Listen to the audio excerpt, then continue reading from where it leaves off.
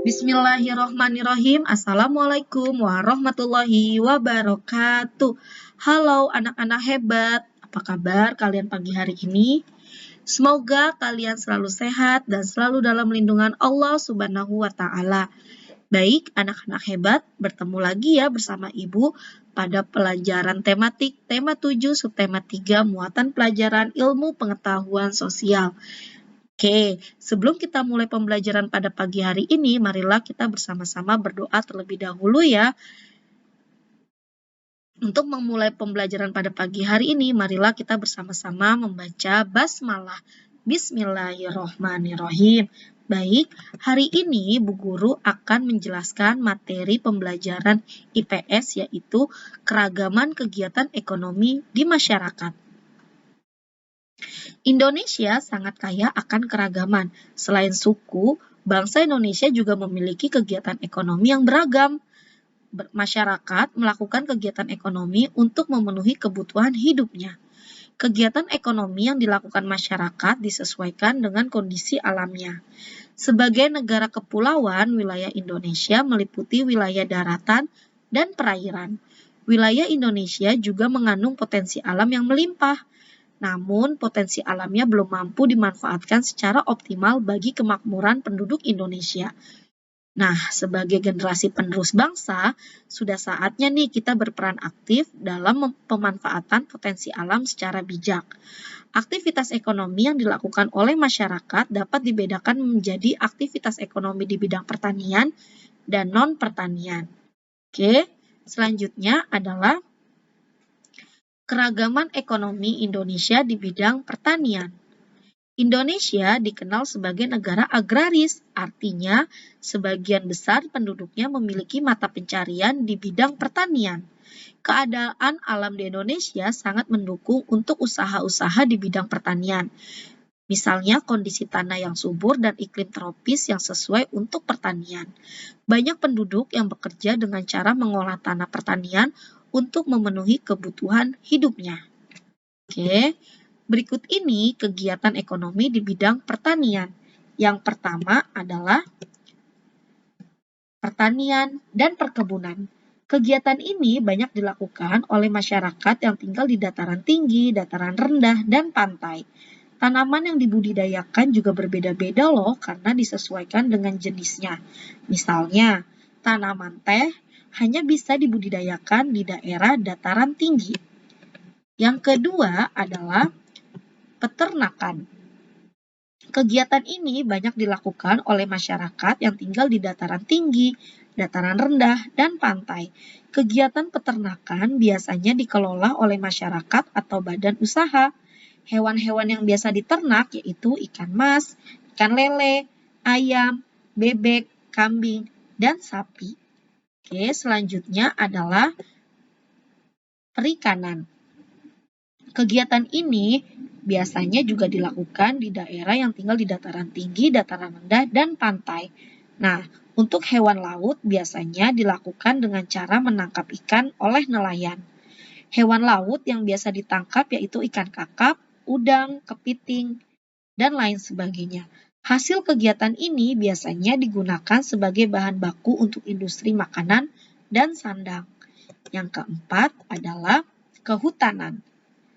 Kegiatan ini paling banyak dilakukan oleh masyarakat yang tinggal di kawasan hutan.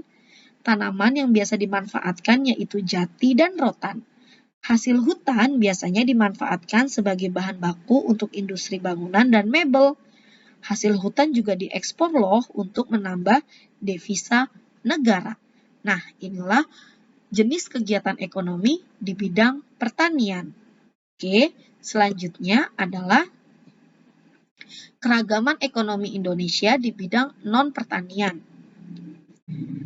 Kebutuhan manusia yang semakin banyak tidak cukup dipenuhi oleh hasil pertanian saja.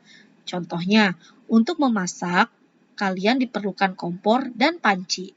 Dari mana sih kompor dan panci itu berasal? Ya, bahan dasar pembuat kompor adalah besi, sedangkan bahan pembuat panci adalah aluminium. Besi dan aluminium merupakan hasil tambang. Hasil tambang yang masih mentah ini nantinya akan diolah oleh pabrik.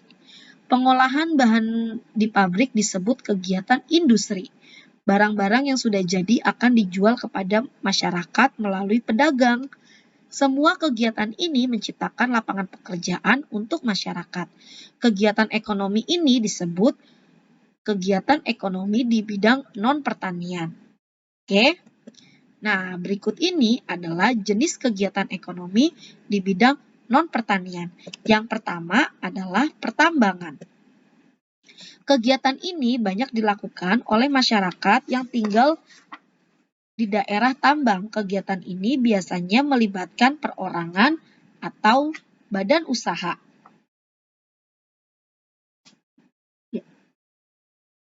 Oke.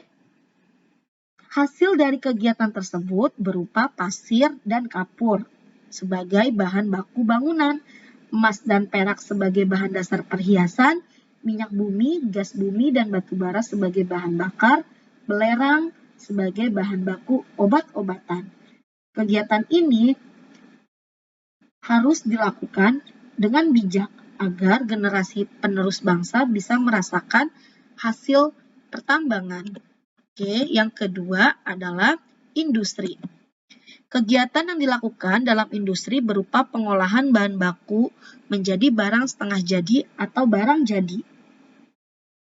Industri biasanya dilakukan di pabrik.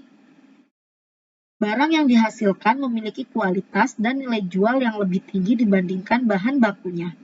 Contohnya industri yaitu pabrik makanan, minuman, konveksi, elektronik, dan otomotif. Kegiatan ini biasanya melibatkan masyarakat yang tinggal di daerah sekitaran pabrik. Oke, yang ketiga adalah perdagangan. Perdagangan merupakan kegiatan ekonomi dalam bentuk jual beli. Orang yang menjual barang dagangannya disebut pedagang. Kegiatan perdagangan banyak dilakukan di pasar atau badan usaha tertentu. Tujuan dari kegiatan ini adalah untuk memberikan kesempatan bagi daerah yang memiliki sumber daya alam yang rendah untuk berkembang.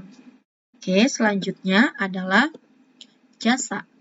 Kegiatan ini berupa pelayanan untuk memudahkan masyarakat dalam memenuhi kebutuhan. Kegiatan ini biasanya melibatkan orang-orang yang memiliki keahlian khusus. Contohnya, dokter, guru, supir, dan lain sebagainya. Nah, itulah jenis kegiatan ekonomi di bidang non-pertanian. Alhamdulillah, materi pembelajaran tema 7 subtema 3 muatan pelajaran ilmu pengetahuan sosial sudah selesai. Terima kasih kalian sudah menyimak pembelajaran hari ini sampai dengan selesai. Bu Guru akhiri, Assalamualaikum warahmatullahi wabarakatuh.